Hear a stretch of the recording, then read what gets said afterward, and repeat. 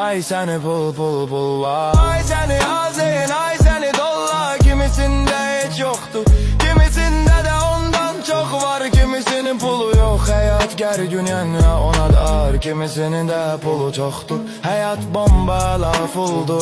Full istedi, her şey elinde var. Ay pul pul pul gel, biraz geçmiş illere, 70'lere kaydak geçmişe. Çünkü indi hayatımız sünidir, her şey sahte yalan.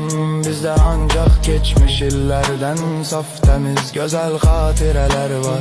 Geçmişte sevenler temiz hisle severdi. Seven kişi sevdiğine buket kızıl gül roza vererdi. Hele alıp kaçova yadındadı da okuyurdu seve seve milyon milyon alık roz. İndi ondan ne iz var ne de toz.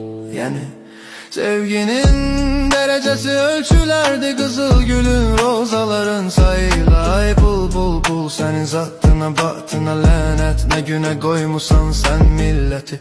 Bu zamanın en acı hakikatine bak, pul pul pul yoktusa kardeş bağlattırma sen boşuna. Kızıl gül buketi sevdiğine gül buketi bağlattıran yoktur artık son zamanlar. Pul pul pul day gitti o zamanlar. Ay pul ay pul ay pul. Sen bezi sevgi derece ölçüsüne bak he. Seven büyük buket bağlattırır, buketin üstünde gül görsem meyvezinle. Ay pul işe bak, buketin üzeri pulla dolu. Pulun altındaysa hiç görsem bir daha roza kızıl gül. İndi gel buna indi ağlaya ne bileyim gül gül.